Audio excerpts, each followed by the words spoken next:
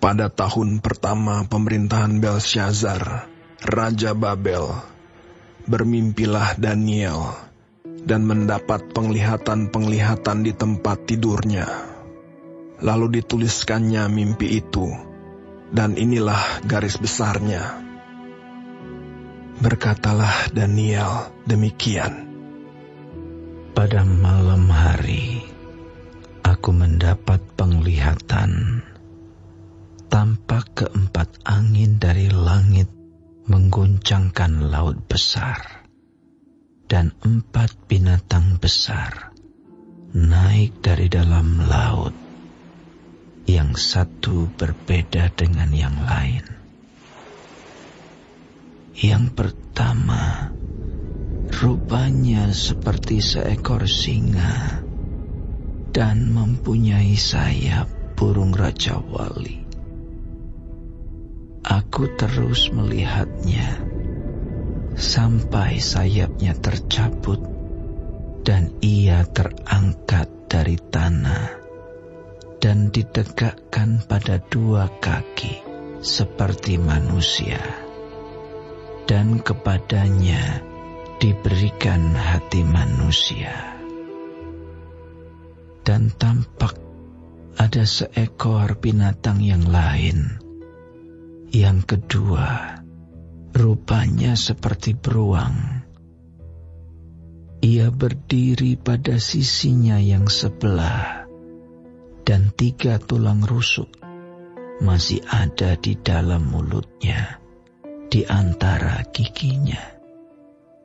Dan demikianlah dikatakan kepadanya, "Ayo, makanlah daging banyak-banyak." Kemudian aku melihat, tampak seekor binatang yang lain. Rupanya seperti macan tutul. Ada 4 sayap burung pada punggungnya. Lagi pula binatang itu berkepala 4, dan kepadanya diberikan kekuasaan. Kemudian aku melihat dalam penglihatan malam itu, tampak seekor binatang yang keempat, yang menakutkan dan mendahsyatkan, dan ia sangat kuat. Ia bergigi besar dari besi. Ia melahap dan meremukkan, dan sisanya diinjak-injaknya dengan kakinya. Ia berbeda dengan segala binatang yang terdahulu. Lagi pula ia bertanduk 10. Sementara aku memperhatikan tanduk-tanduk itu, tampak tumbuh di antaranya suatu tanduk lain yang kecil, sehingga 3 dari tanduk-tanduk yang dahulu itu tercabut. Dan pada tanduk itu tampak ada mata seperti mata manusia dan mulut yang menyombong. Sementara aku terus melihat, tahta-tahta diletakkan, lalu duduklah yang lanjut usianya. Pakaiannya putih seperti salju, dan rambutnya bersih seperti bulu domba. Kursinya dari nyala api, dengan roda-rodanya dari api yang berkobar-kobar. Suatu sungai api timbul dan mengalir dari hadapannya. 1000 kali beribu-ribu melayani dia, dan selaksa kali berlaksa-laksa berdiri di hadapannya.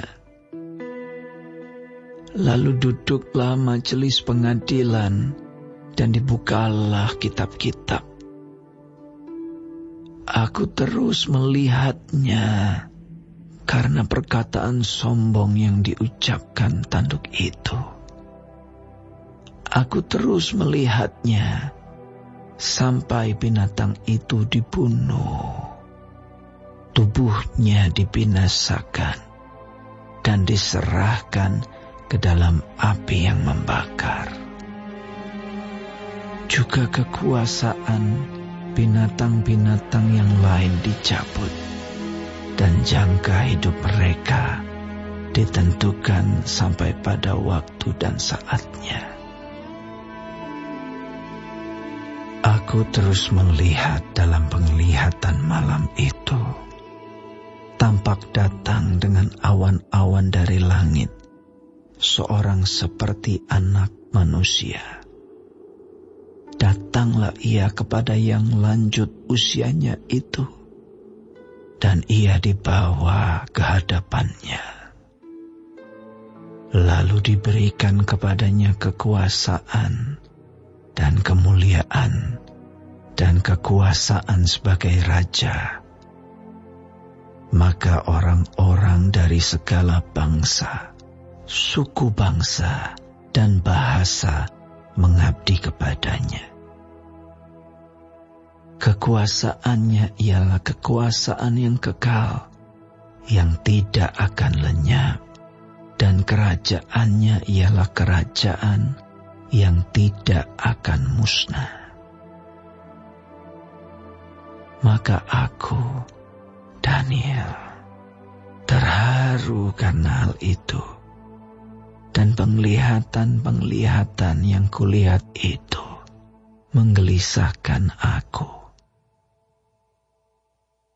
Lalu kudekati salah seorang dari mereka yang berdiri di sana, dan ku minta penjelasan tentang semuanya itu. Maka berkatalah ia kepadaku, dan diberitahukannya lah kepadaku maknanya. Binatang-binatang besar yang 4 ekor itu ialah 4 raja yang akan muncul dari dalam bumi. Sesudah itu, orang-orang kudus milik Yang Maha Tinggi akan menerima pemerintahan, dan mereka akan memegang pemerintahan itu sampai selama-lamanya. Lalu aku ingin mendapat penjelasan tentang binatang yang keempat itu, yang berbeda dengan segala binatang yang lain, yang sangat menakutkan, dengan gigi besinya dan kuku tembaganya yang melahap dan meremukkan, dan menginjak-injak sisanya dengan kakinya. Dan tentang ke-10 tanduk yang ada pada kepalanya, dan tentang tanduk yang lain, yakni tanduk yang mempunyai mata, dan yang mempunyai mulut yang menyombong, yang tumbuh, sehingga patahlah 3 tanduk, dan yang lebih besar rupanya dari tanduk-tanduk yang lain. Dan aku melihat tanduk itu berperang melawan orang-orang kudus dan mengalahkan mereka, sampai yang lanjut usianya itu datang, dan keadilan diberikan kepada orang-orang kudus milik Yang Maha Tinggi. Dan waktunya datang, orang-orang kudus itu memegang pemerintahan. Maka demikianlah katanya. Binatang yang keempat itu ialah kerajaan yang keempat yang akan ada di bumi, yang akan berbeda dengan segala kerajaan, dan akan menelan seluruh bumi, menginjak-injaknya dan meremukkannya. Ke-10 tanduk itu ialah ke-10 raja yang muncul dari kerajaan itu. Sesudah mereka akan muncul seorang raja. Dia berbeda dengan raja-raja yang dahulu dan akan merendahkan 3 raja. Ia akan mengucapkan perkataan yang menentang Yang Maha Tinggi dan akan menganiaya orang-orang kudus milik Yang Maha Tinggi. Ia berusaha untuk mengubah waktu dan hukum, dan mereka akan diserahkan ke dalam tangannya selama 1 masa dan 2 masa dan setengah masa. Lalu majelis pengadilan akan duduk, dan kekuasaan akan dicabut daripadanya untuk dimusnahkan dan dihancurkan sampai lenyap. Maka pemerintahan, kekuasaan, dan kebesaran dari kerajaan-kerajaan di bawah semesta langit akan diberikan kepada orang-orang kudus, umat Yang Maha Tinggi. Pemerintahan mereka adalah pemerintahan yang kekal, dan segala kekuasaan akan mengabdi dan patuh kepada mereka. Sekianlah berita itu.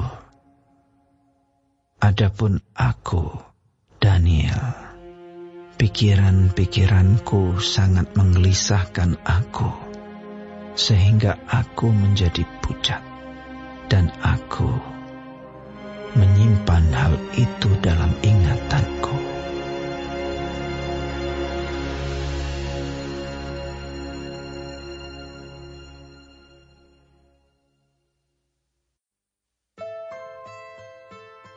Puji-pujian dari Daud. Aku hendak mengagungkan Engkau, ya Allahku, ya Raja. Dan aku hendak memuji nama-Mu untuk seterusnya dan selamanya. Setiap hari aku hendak memuji Engkau dan hendak memuliakan nama-Mu untuk seterusnya dan selamanya. Besarlah Tuhan dan sangat terpuji, dan kebesarannya tidak terduga.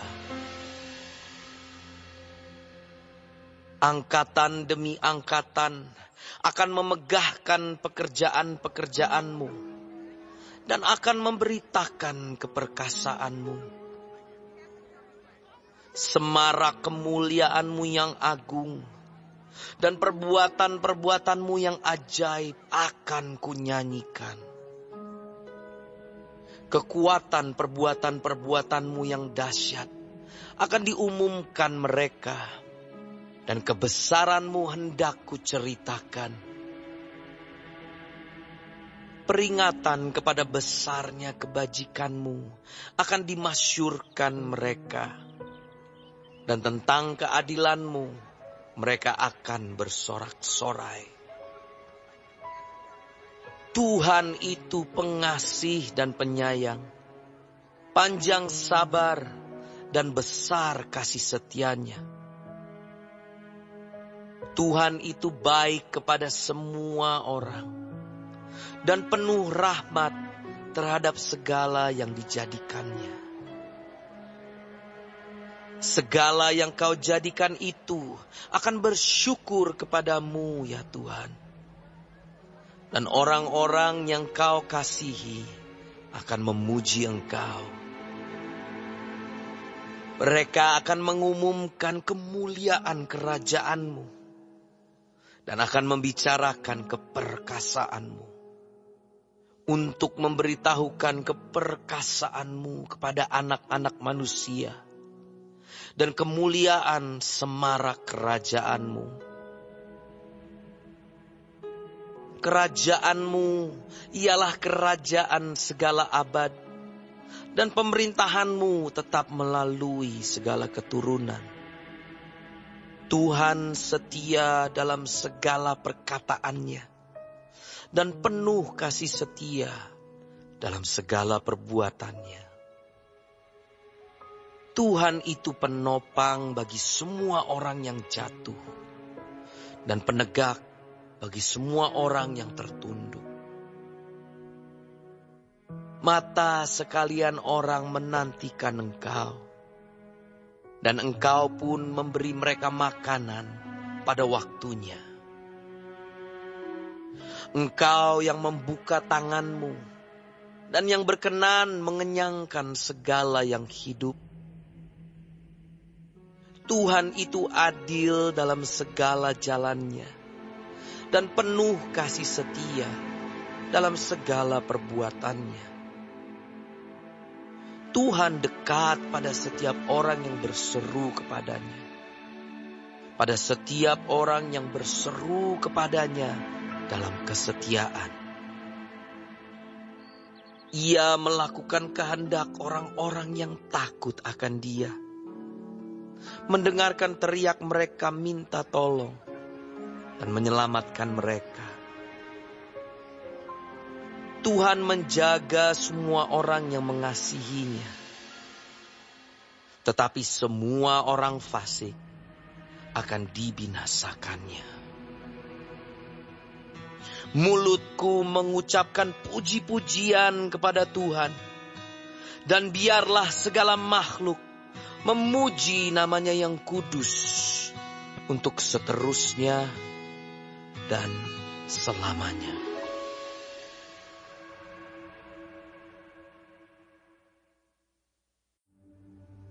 Siapa menghina sesamanya tidak berakal budi, tetapi orang yang pandai berdiam diri. Siapa mengumpat membuka rahasia, tetapi siapa yang setia menutupi perkara.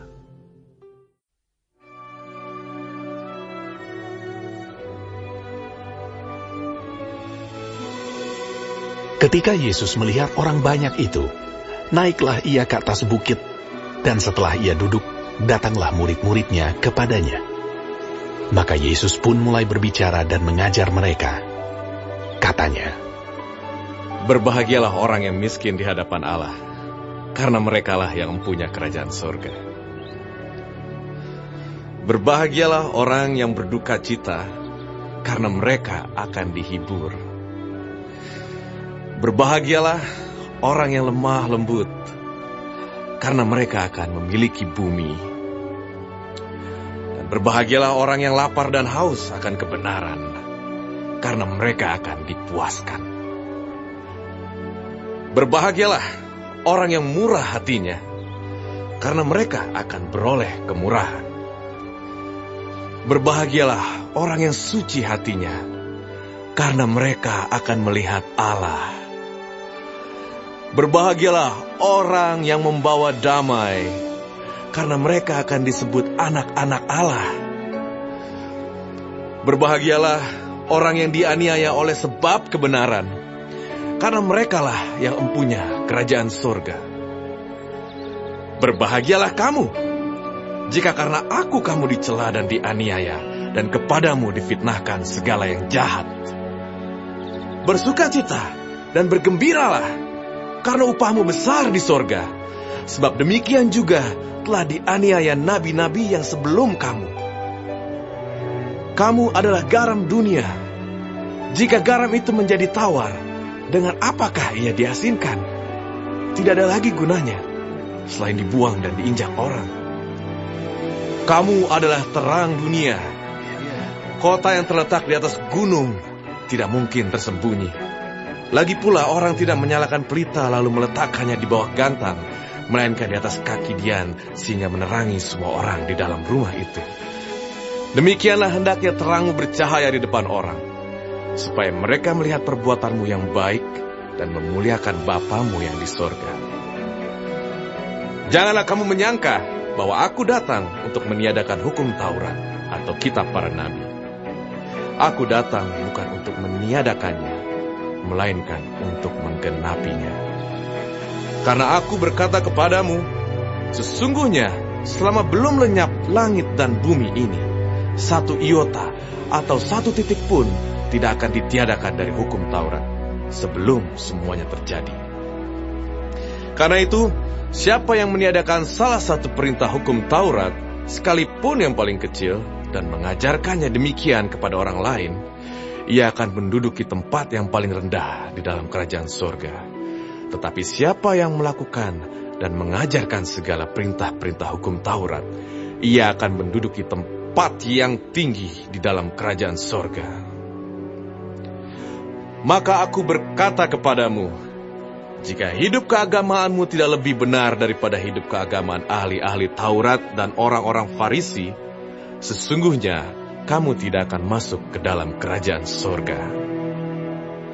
Kamu telah mendengar yang difirmankan kepada nenek moyang kita, jangan membunuh. Siapa yang membunuh harus dihukum. Tetapi aku berkata kepadamu, setiap orang yang marah terhadap saudaranya harus dihukum.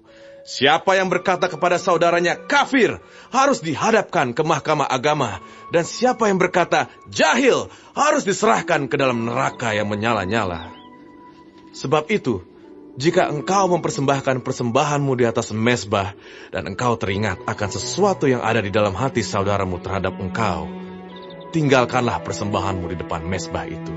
Dan pergilah berdamai dahulu dengan saudaramu, lalu kembali untuk mempersembahkan persembahan itu.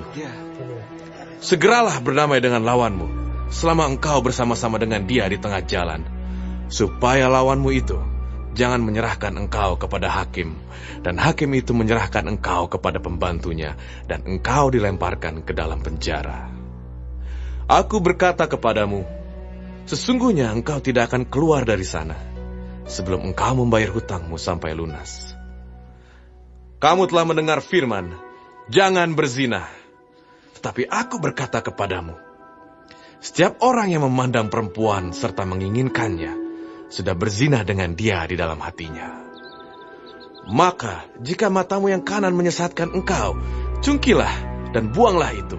Karena lebih baik bagimu jika satu dari anggota tubuhmu binasa, daripada tubuhmu dengan utuh dicampakkan ke dalam neraka. Dan jika tanganmu yang kanan menyesatkan engkau, penggalah dan buanglah itu.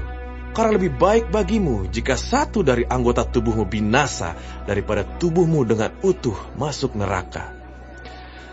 Telah difirmankan juga, siapa yang menceraikan istrinya harus memberi surat cerai kepadanya. Tetapi aku berkata kepadamu, setiap orang yang menceraikan istrinya kecuali karena zina, ia menjadikan istrinya berzina. Dan siapa yang kawin dengan perempuan yang diceraikan, ia berbuat zina. Kamu telah mendengar pula yang difirmankan kepada nenek moyang kita, jangan bersumpah palsu, melainkan peganglah sumpahmu di depan Tuhan. Tetapi aku berkata kepadamu, janganlah sekali-kali bersumpah, baik demi langit, karena langit adalah tahta Allah, maupun demi bumi, karena bumi adalah tumpuan kakinya, ataupun demi Yerusalem, karena Yerusalem adalah kota raja besar. Janganlah juga engkau bersumpah demi kepalamu, karena engkau tidak berkuasa memutihkan atau menghitamkan sehelai rambut pun. Jika ya, hendaklah kamu katakan ya, jika tidak, hendaklah kamu katakan tidak. Apa yang lebih daripada itu berasal dari si jahat. Kamu telah mendengar firman, mata ganti mata dan gigi ganti gigi. Tetapi aku berkata kepadamu, janganlah kamu melawan orang yang berbuat jahat kepadamu. Melainkan siapapun yang menampar pipi kananmu, berilah juga kepadanya pipi kirimu. Dan kepada orang yang hendak mengadukan engkau karena mengingini bajumu, serahkanlah juga jubahmu. Dan siapapun yang memaksa engkau berjalan sejauh 1 mil, berjalanlah bersama dia sejauh 2 mil. Berilah kepada orang yang meminta kepadamu, dan janganlah menolak orang yang mau meminjam daripadamu. Kamu telah mendengar firman, kasihilah sesamamu manusia, dan bencilah musuhmu. Tapi aku berkata kepadamu, kasihilah musuhmu, dan berdoalah bagi mereka yang menganiaya kamu. Amin, Guru. Karena dengan demikianlah, kamu menjadi anak-anak Bapamu yang di sorga, yang menerbitkan matahari bagi orang yang jahat dan orang yang baik, dan menurunkan hujan bagi orang-orang benar dan orang-orang yang tidak benar. Apabila kamu mengasihi orang yang mengasihi kamu, apakah upahmu? Bukankah pemungut cukai juga berbuat demikian? Dan apabila kamu hanya memberi salam kepada saudara-saudaramu saja, apakah lebihnya daripada perbuatan orang lain? Bukankah orang yang tidak mengenal Allah pun berbuat demikian? Karena itu, haruslah kamu sempurna, sama seperti Bapamu yang di sorga adalah sempurna.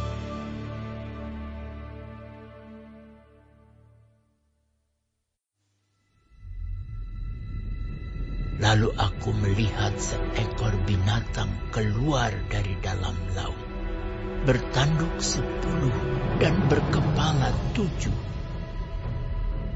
Di atas tanduk-tanduknya terdapat 10 mahkota, dan pada kepalanya tertulis nama-nama hujat. Binatang yang kulihat itu serupa dengan macan tutul, dan kakinya seperti kaki beruang, dan mulutnya seperti mulut singa. Dan naga itu memberikan kepadanya kekuatannya, dan tahtanya, dan kekuasaannya yang besar. Maka tampaklah kepadaku satu dari kepala-kepalanya seperti kena luka yang membahayakan hidupnya. Tetapi luka yang membahayakan hidupnya itu sembuh. Seluruh dunia heran lalu mengikut binatang itu. Dan mereka menyembah naga itu karena ia memberikan kekuasaan kepada binatang itu. Dan mereka menyembah binatang itu sambil berkata, Siapakah yang sama seperti binatang ini? Dan siapakah yang dapat berperang melawan dia? Dan kepada binatang itu diberikan mulut yang penuh kesombongan dan hujat. Kepadanya diberikan juga kuasa untuk melakukannya 42 bulan lamanya. Lalu ia membuka mulutnya untuk menghujat Allah, menghujat namanya dan kemah kediamannya dan semua mereka yang diam di sorga. Dan ia diperkenankan untuk berperang melawan orang-orang kudus dan untuk mengalahkan mereka. Dan kepadanya diberikan kuasa atas setiap suku dan umat, dan bahasa, dan bangsa. Dan semua orang yang diam di atas bumi akan menyembahnya, yaitu setiap orang yang namanya tidak tertulis sejak dunia dijadikan di dalam kitab kehidupan dari anak domba yang telah disembelih. Barang siapa bertelinga, hendaklah ia mendengar. Barang siapa ditentukan untuk ditawan, ia akan ditawan. Barang siapa ditentukan untuk dibunuh dengan pedang, ia harus dibunuh dengan pedang. Yang penting di sini ialah ketabahan dan iman orang-orang kudus. Dan aku melihat seekor binatang lain keluar dari dalam bumi dan bertanduk 2 sama seperti anak domba, dan ia berbicara seperti seekor naga. Dan seluruh kuasa binatang yang pertama itu dijalankannya di depan matanya. Ia menyebabkan seluruh bumi dan semua penghuninya menyembah binatang pertama yang luka parahnya telah sembuh. Dan ia mengadakan tanda-tanda yang dahsyat. Bahkan ia menurunkan api dari langit ke bumi di depan mata semua orang. Ia menyesatkan mereka yang diam di bumi dengan tanda-tanda yang telah diberikan kepadanya untuk dilakukannya di depan mata binatang itu.